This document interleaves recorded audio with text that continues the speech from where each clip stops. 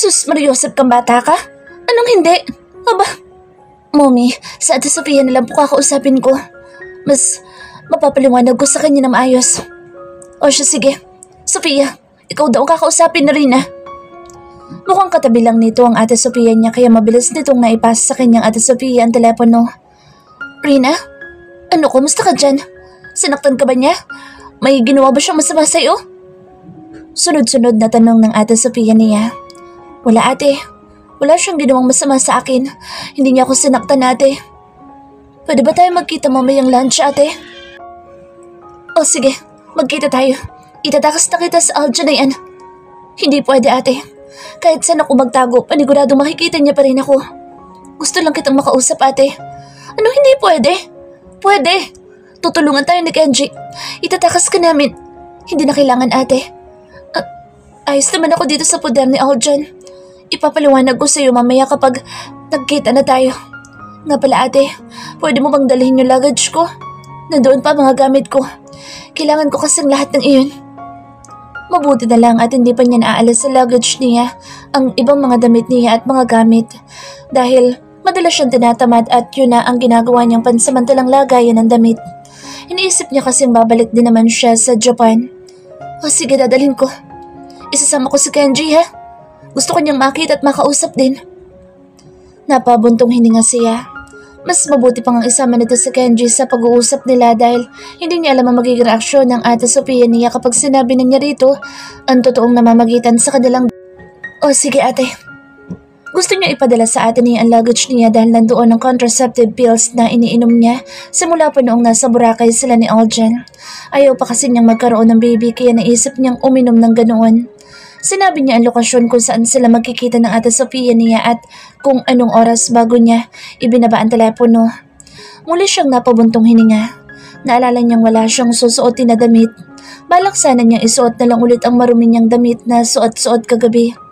Nang maligo siya ay napangiti siya na makita niya isang paper bag na nandoon sa ibabaw ng drawers. May nakasulat doon na sticky notes at mukhang si Aljan ang nagsulat doon. This is my sister's dress. Even if you don't like these clothes, you have to wear it. I'll buy you later. Sinilip niya ang laman ng paper bag. Simpleng dress iyon na kulay asul. Mukhang mamahalin at mukhang bago pa. Kay John siguro ang damit na iyon dahil wala naman itong ibang babaeng kapatid. Ang problema lamang niya ay wala siyang isusuot na undies. Kaya naman nilabahan niya sa lababo ang panty niya bago niya ito pinagtyaga ang patuyuin sa blow dryer. Mabuti na lang at natuyo naman kaya naisuot niya iyon agad. May sariling pads naman ang dress na iyon kaya kahit wala siyang bra okay lamang. Nang matapos siyang mag-ayos ng kanyang sarili ay doon pa lamang niya nakita ang kusina. Bahagya pa siyang nagulat nang makita niya ang pagkain na nandoon. Pancakes, hotdogs at bacon na natatakpan ng clear na pantakip. May nakadikit lamang na sticky note sa pantakip na nagsabing, "Eat your breakfast. Uuwi ako ng lunchtime at aalis tayo." Muli siyang napangiti. Kahit pala hindi ito nagpaalam sa kanya, ipinagluto naman siya nito ng breakfast niya. Pero teka muna, hindi ba't galit ito sa kanya? Baka naman may laso nito. Bakit pa siya ipinagluto ng breakfast kung galit naman ito sa kanya? Nakakapagtaka. Dahil sa kanyang hinala, hindi na lang niya kinain ng breakfast na hinanda ni Aljan para sa kanya. Kahit pa nagugutom na talaga siya. Magpapalibre na lamang siya mamaya sa Ate Sofia niya kaysa naman bumula ang bibig niya. Sayang, mukhang masarap ka pa naman. Kaso, ayoko pang matay gibumbum eh. Sambit niya sa pagkain na inihanda ni Aljan para sa kanya.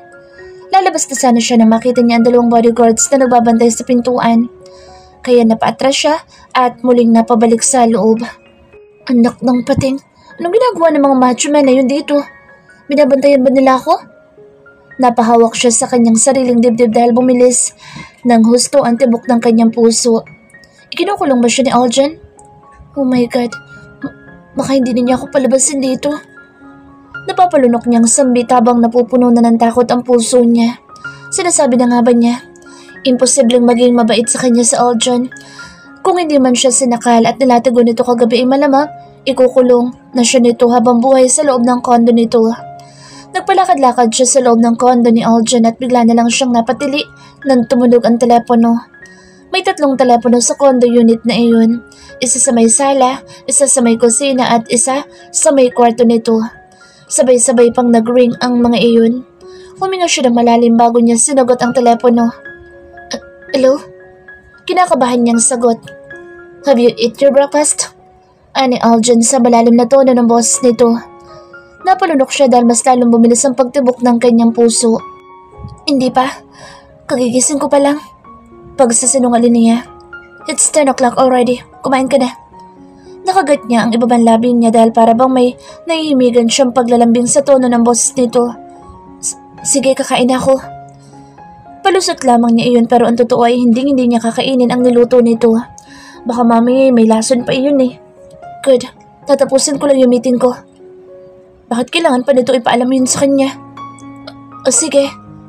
Natahimik ito sa kabilang linya dahil nahalata nitong wala siyang ganang kausapin ito. Bye. Sige, bye. Sagot na lang niya bago niya ibinaba ang telepono. Lalo siyang kinakabahan. Baka pag uwi ni Aljan ay magalit ito sa kanya pag nakita nitong hindi niya kinain ang breakfast na hinanda nito.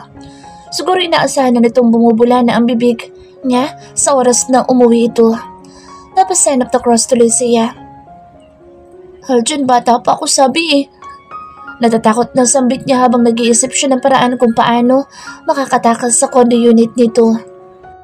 Nang mapatingin siya sa may fire exit door na nandoon sa kabilang pintuan ay napangisi siya. Mabuti na lang at may fire exit dito. Lumapit siya sa pinto at dahan-dahan niyang binuksan iyon. Natuwa siya dahil walang bodyguards na nagbabantay sa kanya doon. Ang problema lamang ay nakakatakot bumaba sa hagdanan na iyon dahil manipis at gawa sa baka lamang. Napalunok siya nang makita niya kung gaano kataas ang bababaan niya. Nag-sign up the cross na lang siyang muli at naglakas loob na bumaba sa makipot na hagdan na iyon. Paikot-ikot pa naman iyon kaya naman doble ang takot na kanyang nararamdaman. Nakakalula. Hingal na hingal siya nang sa wakas ay makababa na siya ng tuluyan. Tumakbo agad siyang palabas ng condominium at eksakto namang may taxi. Agad na paparating. Pinara niya agad ang taxi at mabilis siyang sumakay doon. Sinabi niya sa taxi driver kung saan ang restaurant na pagkikitaan nila ng Ate Sofia niya. Nang makarating siya doon ay nandoon na sa tapat ng restaurant ang Ate Sofia niya at si Kenji. Mukhang kabababa lang ng mga ito mula sa isang taxi din. Ate! Napalingon ito sa kanya at agad na napangiti. Nagyakapan agad sila. Sobrang nag-alala ang Ate Sofia niya para sa kanya. Rina! Teka ate, bayaran mo muna ang taxi ko. Mabutit na una kayo dito. Binayaran naman ni Kenji ang taxi niya. Salamat Kenji. Yumakap rin ito sa kanya. How are you?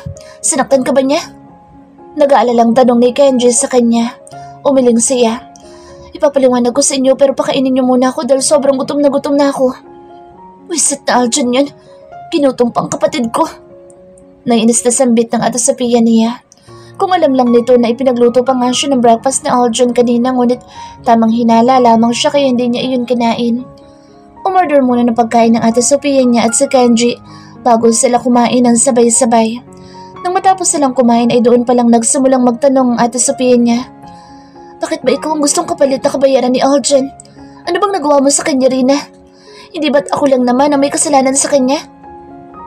Napainom agad siya ng tubig dahil sa mga itinatanong ng ate niya. Seryoso niya itong tanitigan.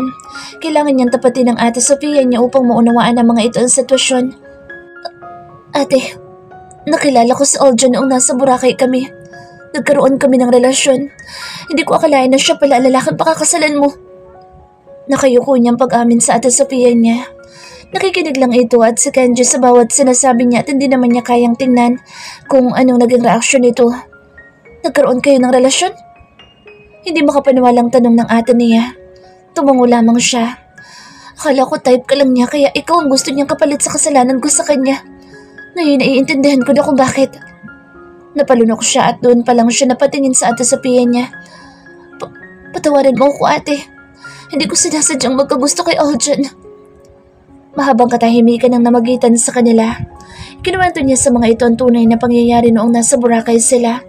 Pero syempre hindi na niya ikinuwento kung ilang beses silang nagtalik ng binata. Basta nilinaw lamang niya sa mga ito na may namamagitan na talaga sa kanila ni Aljan. Ako nga sana ang mapatawad niyo ni Aljan eh. Kung hindi ko siya pinikot baka sakaling maayos ang relasyon niyong dalawa ngayon. Bakit mo ba siya pinikot, ate? Galit na galit siya sa ating dalawa dahil akala niya kasabwat mo ko. Huminga ng malalim ang ate niya bago nanubig ang mata nito. Tinakbuhan ako ni Francis nang malaman niyang buntis ako. Higit sa lahat ng babae pa siya. Kaya natakot ako. Humingi ako ng tulong kay Ninang Coraline at pinayuhan niya akong mamikot na lang. Si Aljon ang malas na lalaki naging biktima namin. Pag-amin ng Ate Sofia niya. Ikinuwento naman sa kanya ng Ate Sofia niya ang bawat detalye kung bakit nito nagawa kay Aljon ang masamang bagay na iyon. Pinahamak ka pa ni Ninang Coraline. Sana sa akin mo na lang sinabi para napayuhan kita, ate. Kaya naman natin palakihin ang anak mo kahit tayo lang nila mommy. Hindi mo na kailangan ng katuwang ate. Nandito kaming pamilya mo. Hindi ka naman namin pababayaan. Sorry, Rina. Patawarin niyo sana ako. Kaya nga itatakas ka namin kay Aljon bago ka pa niya parusahan. Kinasal na kami kagabi, ate. Putol niya sa sinasabi ng ate niya. Kapwa natigilan si Sofia at Kenji dahil sa sinabi niya. Asawa ko na si Aljon. Ano? Sabay pang sabi ng mga ito. Sasagot pa sana siya na may isang kamay na humawak sa kanyang pulsuhan upang patayuan siya. Nanlaki ang kanyang mga mata nang makita niya ang seryosong gwapong mukha ni Aljon. Halatang galit ito dahil sa ginawa niyang pagtakas. Kasunod nito ang 6 na bodyguards nito. Aljon, bitiwan mo si Rina. Akmang tatayo din si Kenji mula sa pagkakaupo ngunit pinigilan na ito ng isang bodyguard ni Aljon at pinaupo itong muli. Tumahimik ka kung ayaw mong mabugbog na naman. Sambit na isang bodyguard kay Kenji. Kenji, relax ka lang. Ayos lang ako. Pagpapakalma niya sa kanyang kaibigan dahil pumapalag ito sa mga bodyguards. Samantalang seryoso lamang nakatingin si Aljon sa kanyang mga mata. May nababasa siyang lungkot sa mga mata nito kaya naman natigilan siya at bahagyang nakaramdam ng konsensya. Bakit parang nasasaktan ito? Nasasaktan ba ito dahil tumakas siya? Medyo hinihingal pa nga ito. Tumakbo ba ito? Umuwi na tayo. Utos dito sa kanya bago siya hilahin palabas ng restaurant. Agad namang nagsunuran ng mga bodyguards dito sa likod nila. Mabuti na lang at konti lang ang tao sa loob ng restaurant na iyon. Paano kaya siyang nahanap ni Aljon sa ganoong kabilis na oras? Wala pa yata siyang isang oras na nakakatakas ay nahanap na agad siya nito. Rina! Ate, ayos lang ako. Ikaw na bahala magpaliwanag kila mom at daddy. Anya. Hila-hila na siya ni Aljon. Tumangong Ate Sofia niya. Mag-iingat ka, Rina. Pahabol pang sigaw ng ate niya bago sila sumakay ng kotse ni Aljon. Pagsakay nila sa likod ng kotse nito ay binitawan na agad nito ang kamay niya. Tahimik lang ito habang bumabiyahe sila ngunit halatang hindi maganda ang timpla nito at wala ito sa mood dahil sa pagkakakunot ng noon nito. Palalayain naman kita pero hindi pa sa ngayon. Hindi mo na kailangan tumakas dahil ako na mismo magpapalaya sa'yo. Napatingin siya dito. Kitang-kita niya ang kaseryosohan nito. Nakaramdam siya ng kirot sa puso niya sa hindi niya malamang dahilan. Hindi ba't dapat ay masaya siya dahil sa sinabi nito? Palalayain daw siya nito sa oras na gusto na nitong palayain siya? Ngunit bakit parang nasasaktan din siya? I'll let you go when it's time for you to go. Sa ngayon, sakin ka muna. Napalunok siya at napatingin siya sa gwapong mukha nito. Katabi niya lang ito ngunit pakiramdam niya ay napakalayo nito. Tila ba habang tumatagal ay mas lumalayo na ito sa kanya. Pakiramdam niya hindi na niya ito maaabot pa. Nakipagkita lang naman ako kay Ate Sofia para sabihin sa kanila na ayos lang ako. Ayoko mag-alala sila sa akin. Why didn't you tell me? Kailangan mo pa ba talagang tumakas? Hindi naman ako tatakas. Mabalik naman ako. Napabuntong hininga ito at irritableng napahilamos sa sarili mukha. I don't know why I'm doing this. Bakit ba ulul na ulul ako sa'yo? Ang dami namang babae sa mundo pero bakit pinagtitiisan kita? Tanong nito sa kanya at sa palagay niya ay tanong talaga nito iyon sa sarili nito. Nagkibit balikat na lamang siya.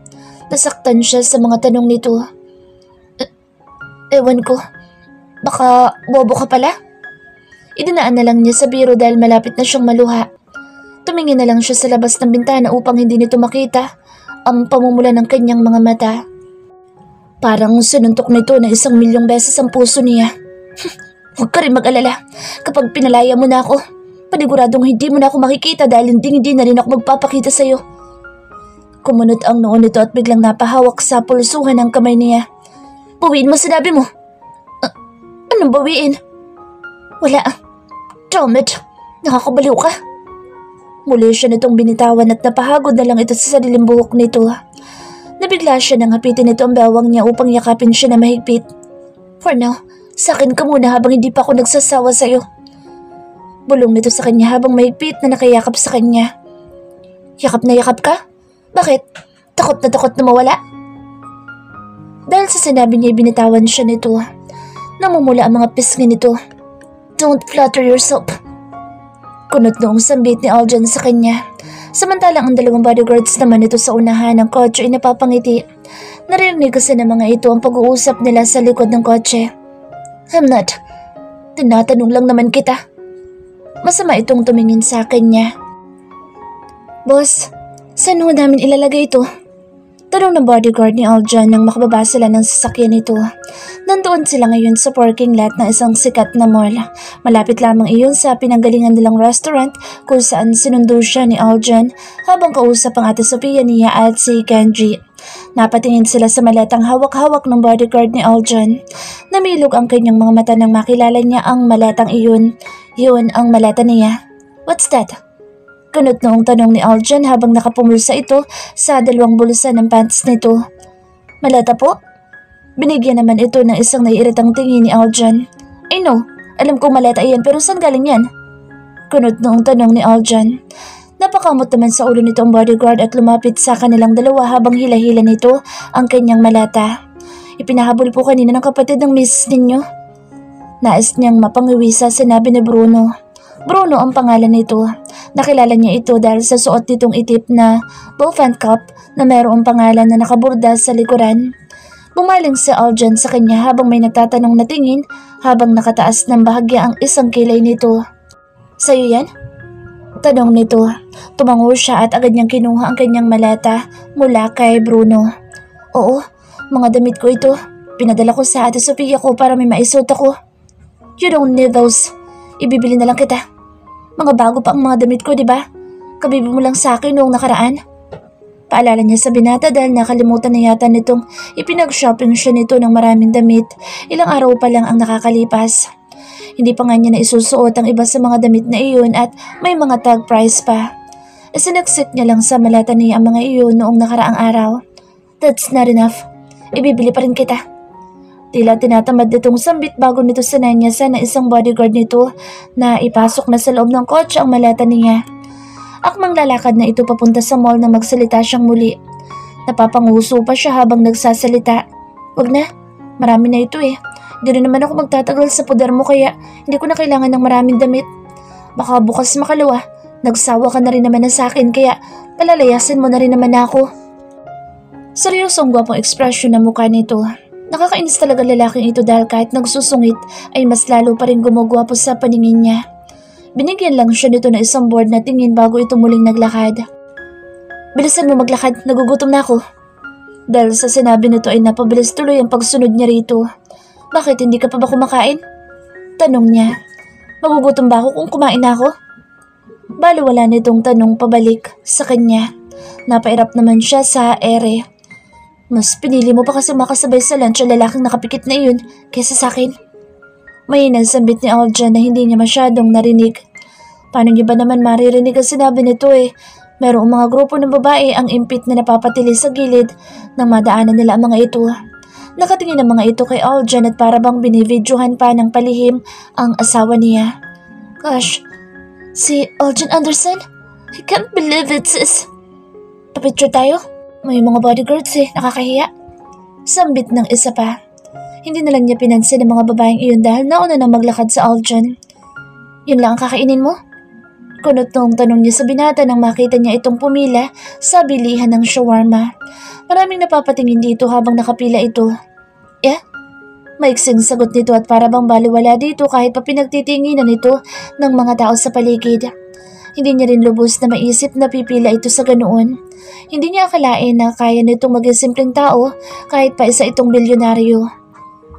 Ang hirap mong paniwalaan ngunit heto ito ngayon at nakapila sa isang shawarma cart at matyagang pumipila. Mabubusog ka ba dyan? Bakit hindi ka kumain sa restaurant? Sabi mo kakain tayo. Kumain ka na eh. Wala na akong ganang kumain doon. Putol nito sa sinabi niya. Mukhang nagtatampo pa rin ito dahil hindi natuloy ang lunch nila. Gutom pa rin ako eh. Kung gusto mo pa rin akong ilibre, kakain ako ulit. Pero ang totoo'y busog na siya. Nakakonsensya lamang siya dahil ayaw na nitong kumain ng matinong lunch. Tinaasan siya nito ng isang kilay. Please, tara na, doon na lang tayo kumain. Yung maayos. No, don't force yourself. Baka sumakit pa ang tiyan mo. It's really okay. Nakakabusog din naman ang shawarma. Napabuntong hininga na lang siya dahil mas lalo yata siyang nakonsensya. Mabuti pa ito at iniisip nito ang pagsakit ng kanyang tiyan. Samantalang siya, hindi niya ito naisip kanina habang kumakain siya sa restaurant. Matamis ang ngiti na babaeng staff ng shawarma food court nang si Aljan na ang sumunod na kukuhanan nito ng order. Hello sir, what's your order po? Tila nagpapakit pang tanong ng babae kay Aljan. 12, taco shawarma please. Copy sir. Gutom na gutom ba ito para umorder ng ganoon karaming shawarma? Nais niya sana magtanong ngunit pinili na lamang niya na manahimik sa tabi nito. Halatang kinikilig ang mga kababaihan sa paligid nila ngunit hindi makalapit kay Aljan dahil sa mga bodyguards na pumapalibot sa kanila. Here's your order, sir. Sabay silang napatingin muli sa babaeng staff ng shawarma.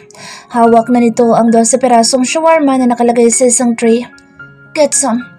Sananyasan ni Aljan ang mga bodyguards nito na kumuha ng tig-iisang shawarma. Pagkatapos ihanda ng babae ang lahat ng order ni Aljan. Salamat po, boss. John. Pasasalamat ng mga bodyguards kay Aljan. Hindi niya mapigilang makaramdam ng kakaiba sa ipinapakitang kabaitan ni Aljan sa mga alagad nito.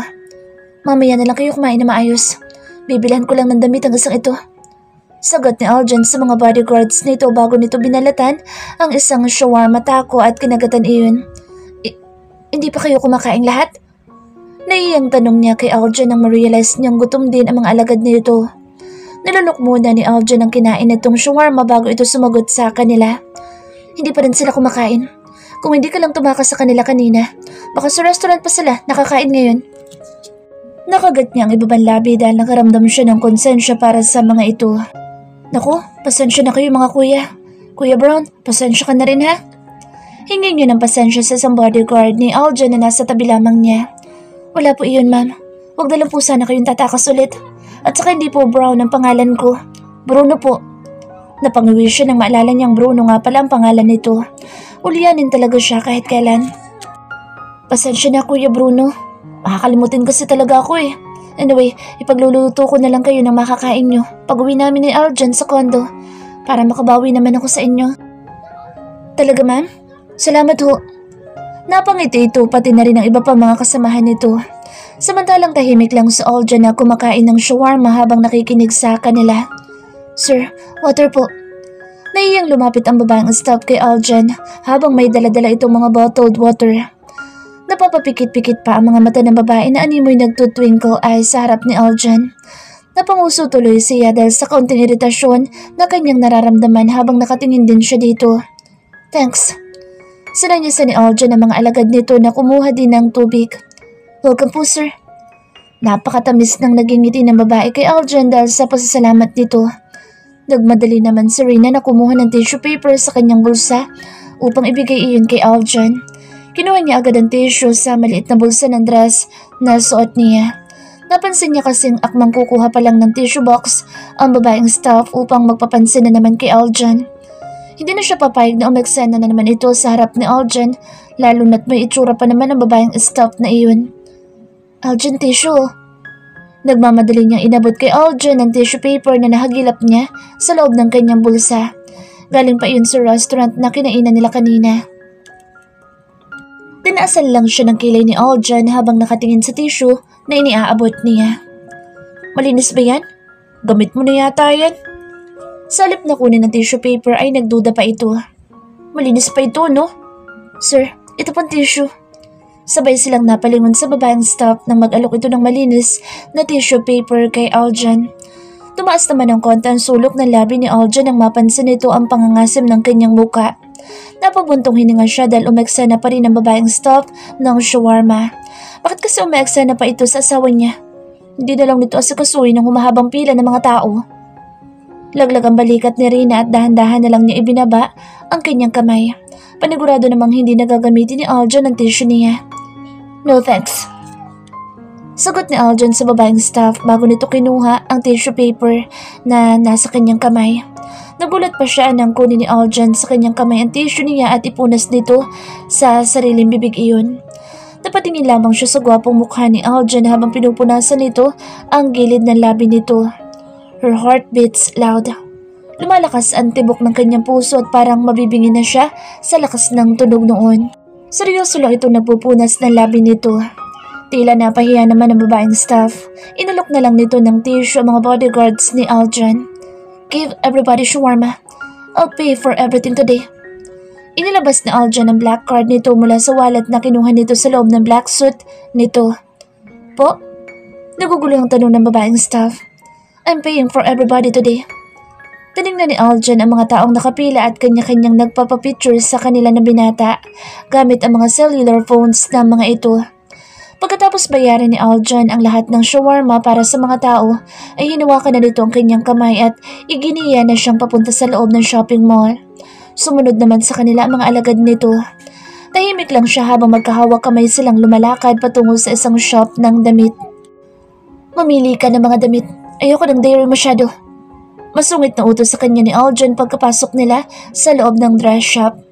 Minati agad sila ng mga sales lady doon na halatang kinikilig habang nakatingin kay Aljon. Bakit ba parang nagigising ang mga bulata sa puwet ng mga babae sa tuwing nakikita ito? Wala akong pera. Here, unlimited yan. Kahit anong gusto mo ibilhin mo. Bilisan mo lang dahil may gagawin pa tayo pag uwi natin. Iniabot ni Aljon sa kanya ang black card nito bago nito binitawan ng kanyang kamay. Napansin niya ang pilyong ngiti na naglalaro sa mga labi nito bago ito tumalikod sa kanya upang umupo sa isang sopa doon. Ngunit mabilis ding sumeryoso ang mukha nito upang itago ang kapilyuhan. Ano naman kayang gagawin nila sa pag-uwi nila? Kailangan pa bang i-memorize niya yun? Siyempre, ang paborito nitong gawin. Namula tuloy ang kanyang mga pisngi. Napakagatlabi na lang siya upang pigilan din ang mapangiti. Ganito palang pakiramdam na magkaroon ng asawa na katulad nito. Hindi kaya malaspag siya nito? Ilang beses silang nagtali kagabi at para bang sabik pa rin itong gawin iyong muli. Halika na kaya siya nito mamaya? Dahil sa kanyang naisip ay nasabik siya ng husto. Nagmadali na tuloy siyang mamili ng mga damit doon kahit hindi naman siya sigurado kung bagay ba ang mga iyon sa kanya. 3 araw kang hindi pumasok sa trabaho mula nang ikasal ka. Mukhang nalumpo mo na yata ang misis mo. Hindi pinansin ni Aljon ang pang-asar ng kanyang pinsan na si Carl. Nandito sila ngayon sa bar na pagmamayari ng isa pang pinsan nila. Sa pilitan lang siyang inaya ng mga ito. Sunundo pa talaga siya ng mga ito sa kanyang condo unit upang sumama lang siya. Correction. Pumasok siya noong isang araw. Pagkatapos niyang ikasal pero nag-half day at kinansel pa ang meeting kay Mr. Kwangdo. Natatawang, segunda naman ni Kyle habang nagiinuman sila. They were already drunk. Halata na ang pamumula ng mga pisngi ng kanyang mga pinsan. Palibasa yung mga tisoy sila kaya naman namumula ang kanilang mga pisngi sa tuwing nalalasing. Idagdag pang kumukulit na mga ito. Well, makulit naman talaga ang mga pinsan niya. Dumodoble nga lang sa tuwing nalalasing. Tinutukoy ni Kyle ang supposed to be meeting niya sa isang big-time investor na kinansela niya upang hanapin lamang si Rina ng araw na iyon. Natigil sa pagtawa ang dalawang pinsan niya dahil napansin ng mga ito na malalim ang iniisip niya. Tila namumroblema siya. Something wrong, John? Seryosong tanong ni Carl sa kanya pagkatapos mapansin ang ekspresyon ng kanyang muka. Sanay ka sa mga ito sa makulit at pilyong pagkatao niya. Isa din siyang masayahin at pasaway katulad ng mga ito kaya naman naninibago ang mga ito sa pagiging seryoso at tahimik niya. Bakit parang problemado ka pa din? Napabuntong hininga siya at hindi pa rin sinasagot ang mga tanong nila Carl at Kyle. Galit ka pa rin sa asawa mo? Chill, dude. Bakit ka ba kasi nagagalit doon kay Miss Cleavage? Imbis na kay Sophia ka magalit sa kapatid ka pa gumaganti. I'm obsessed with her. Baliwalang sagot niya bago niya nilagok ang mojito sa kanyang baso. Light lang ang gusto niyang inumin ngayon. Natahimik ang mga ito at nagkatinginan. Halata naman, John. Pakakasalan mo ba iyon na biglaan kung hindi? Normal bang hindi ako nagsasawa sa ginagawa namin? I want to get over it. Pinigilang mapangiti ni Carl at Kyle sa sinabi niya.